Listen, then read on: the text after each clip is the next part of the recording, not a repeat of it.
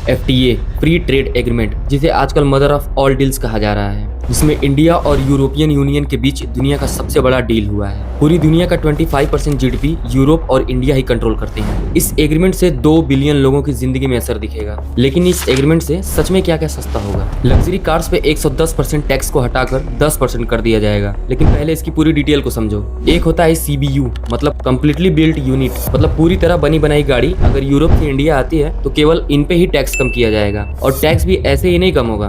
गाड़ी की कीमत $35,000 मतलब 32 से 33 लाख रुपए होनी चाहिए, तभी टैक्स 10% होगा। और $35,000 से नीचे की गाड़ी अगर होगी तो उस पे जितना टैक्स लगता था उतना ही रहेगा। और दूसरा होता है CKD, मतलब कम्प्लीटली नॉकडाउन, मतलब गाड़ी के पार्ट्स यूरोप से इंडिया आते हैं और यहाँ उन्हें असेंबल किया जाता है, तो उन पे जो 15 से 35% टैक्स लगता था वो वैसे ही रहेगा। और CBU में भी एक ट्विस्ट है, एक साल में सिर्फ 50,000 के आसपास ही गाड़ियां आ सकती हैं। अगर उससे ऊपर हुआ तो उन पे वही पुराना 110% टैक्स ही लगेगा। इसके बाद एल्कोहल्स में प्रीमियम वाइन 150% से 20%, विस्की स्पिरिट्स 150% से 40%, बियर 110% से 50%, फूड आइटम्स में चॉकलेट 50% से 0, ऑलिव ऑयल 45% से 0, फ्रूट जूस 55% से 0, पास्ता 50% से 0, शीप मीट 33% से 0, चीज 50% से 0, और इंडस्ट्रियल आइटम्स में फार्मास्यूटिकल 11% से 0%, केमिकल्स में 15 से 20% से 0, प्लास्टिक में 15 से 20% से 0, मशीनरी में 44% से 0, मेडिकल इक्विपमेंट्स में 28% से 0।